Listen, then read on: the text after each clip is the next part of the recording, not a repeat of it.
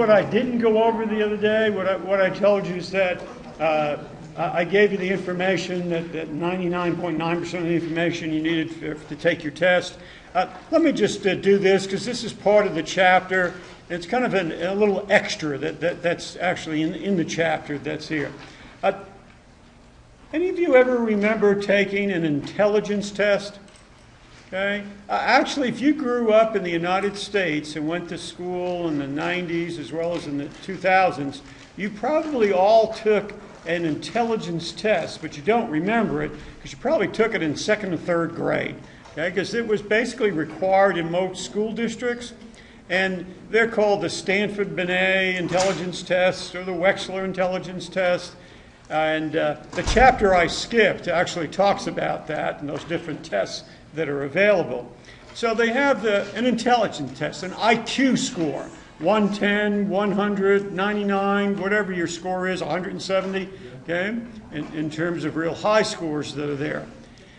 I think, and what the research backs me up, to be successful in life, it's much better to have emotional intelligence than it is cognitive intelligence that's there.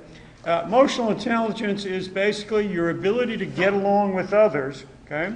Make you more an effective person in any relationship that you have. Romantic relationship, business relationship, friendships that are there. Of course, there are correlations with intellectual IQ scores and success rates and things like that. But in terms of really getting along with other people and being successful that way, emotional intelligence is a real key. When we talk about emotional intelligence, we also talk about, I guess this is a bias, and this is kind of a joke, so I don't know if you want to do this or not, but if you ever decide to get married someday, one of the things you might want to do is ask them for a profit sheet, just see what they make, right? A financial statement that's there. Two, you might want to ask them for an AIDS test, an HIV test to make sure they're clean. I'm kind of serious about that one. That's there. And then three, you might want to ask them to take an emotional intelligence test. Because if you get somebody who scores high on this, then they're probably pretty easily to get along with, and they know how to resolve issues. If you wanted to do this, you can get online and just type in emotional intelligence, and there are probably quite a few little tests that will show up. Most of these tests are not statistically valid or reliable just yet, because the people who develop this are still in the process of developing a statistically valid and reliable emotional intelligence test. Okay? And they just haven't done it. It takes years and hundreds of thousands of people to take these types of tests. But let me explain to you just what emotional intelligence is, and let me do that by telling you what the indices are for a high score in emotional intelligence. As I do this, what you might want to do is sit here and say to yourself, where do I score on this? Am I a 0? Not you're a 0, but is my score a 0? That I don't do this whatsoever. I don't have this whatsoever. Or am I a 10 or anywhere in between that? And just get some thoughts about that for yourself. The beauty of this is, like an IQ score, you're not going to do much to increase your IQ score. I mean, you can do some different things. It may go up. I think the standard deviation is 10 on it. It may go up 10 points or fall 10 points. But there's not much you're going to do. Emotional intelligence, there are things that you can do to increase your score levels, things that you can learn. So the first one is self-awareness. One indice that makes up the overall emotional intelligence is, are you sensitive to your own feelings? When you're sad, do you recognize you're sad? I know for those of you who score high on this, you're going to go, duh, of course, everybody is. No, everybody isn't sensitive to their own feelings. There are lots of people who score like a 1 or a 2 on this, or even a 0, but when they're angry, they don't get it. They don't even realize they're angry. They don't realize they're sad, they're happy, or whatever else. Not everybody is sensitive to their own feelings. So what do you score on this? Empathy. How accurately perceive the emotions in others. Can you feel what other people feel? Another way of saying it, can you get into someone else's shoes, really, and feel what they feel? Do you have empathy? Sometime in the semester, we're going to talk about sociopaths, okay? And sociopaths score a 0 on this one, all right? They're at a 0. They don't feel what anybody feels. That's why they can hurt other people without a guilty conscience that's there. But can you feel, when you're in a movie theater and the character, okay, is going through all these feelings, you sit there and go, oh, I feel so bad for them, okay? Well, do you do that? Can you feel what somebody else is feeling? 0 to 10, where do you fall on that? Can you manage your emotions? Can you moderate your emotions? When you start getting angry, can you back off a little bit and pull it back and moderate it? When you start swinging towards being upset, okay, or being depressed maybe, can you manage that and pull it back before it gets too bad? Can you manage your emotions? Where are you on that? 0 to 10. Do you understand your emotions? Do you understand the cues associated with your emotions? Why do you get angry? Why do you get sad? Is it something that's gone on in your life where you walk around with like a big button on you and people keep bumping into it? Like, I always thought it'd be very interesting to do psychological studies with people as they drive. Okay, just drive them around a real busy city, see what they do when somebody pulls in front of you, or somebody's too slow, and see what their reactions are that's there. Why is it that you're always angry when you drive? There's all these stupid people. Well, maybe it's something about you. What's the cues that are there that make you so angry? Are there any cues that make you sad? Are you a jealous person? What's the deal when you get so jealous? What's that all about? Okay? Where are the cues that are there? Can you understand why you feel the way you feel? Can you use your emotions? Use your feelings to enhance thinking and decision making. Effective decision making usually has 2 entities to it. One, logic and rationality, right? Is it logical and rational? Going to plan this out? Does this make sense?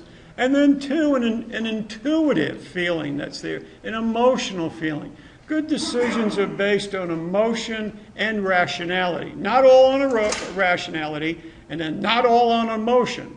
So can you use your emotions that are there? Where are you there? From 0 to 10. And then the last one is emotional flexibility. The emotions can be constructive or destructive. And what basically this is talking about is the recognition is that we all feel. Okay? You all feel. But some emotions sometimes, like I used the other day the feeling anger. Anger can be constructive. It also can be destructive. Anxiety really can be constructive, but it also can be destructive. So can you accept your emotions instead of denying them and recognize through moderation and using your emotions to balance things off for yourself? What they talk about in emotional intelligence is knowing what your strengths are, okay, out of these 5 different indices, and use those to your advantage. So I would ask you now, if you score 9s and 10s on all of these, you might be a very emotionally intelligent person.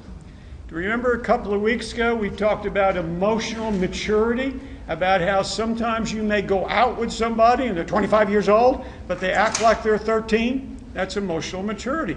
Well, this might measure this, okay? Because there's some people who score very low on these, and they're hard to get along with. They would not be a very effective manager. Matter of fact, think about the worst manager you ever had. Probably scores low on this. Okay? Not much emotional intelligence that's there. If some of you are interested in this, your 3rd test is coming up, and after the 3rd test, some of you might want to think about doing a replacement paper, okay, to replace one of your lowest grades. Well, there are 2 or 3 books listed in my section in the course documents section about recommended books that talk about emotional intelligence and the basis of that and how to learn this stuff as well. Books, yeah.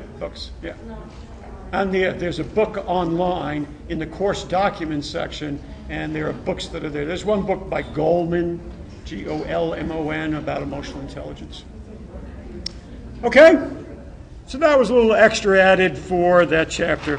I was going to ask you to grade yourself, but I'm not going to do that. Some of you did. Some of you are already. Okay. You want to do this one? Do this one. See, you're like Pavlov's dogs. I put something up and you all answer questions already. What I had was each one of those indices, I was going to ask you, what do you score on this? But just do this one, because this one somehow or another came up. How aware are you of your own emotions? Be honest, right? No one knows what this is. And by the way, if you ever want to change anything about yourself, what's the first thing you have to do is be aware. Be aware of yourself and what the issues are. By the way, as a practicing therapist, the hardest thing to do in terms of change is awareness. It may take you decades to be aware. Then once you become aware, then you try to change things. Changing feels like it takes longer, but really this is the big one. Being aware of what your issues may be. So I got some people who are 10s, 9% of you. You really got it together. Most of you are around 5 that are there. And again, some of you are admitting that you don't feel that way. How do you learn to do this? Well, you need to just stop and pay attention and constantly ask yourself, how am I feeling? How am I feeling? How am I feeling? And be aware of that. And then maybe also have a trusted person to say, I need to learn how I feel. How do you think I feel now? Well, you look pretty pissed off at me, A lot of times when you talk, you do this. There are a lot of good things that are going along, and you say, I ask you, are you angry? You go, no, I'm not angry. Why do you think I'm angry? Okay? You need to pay attention to maybe some of your nonverbals. So you give people some advice that way. I'm going to get out of this. So I want to get into talking about the next chapter.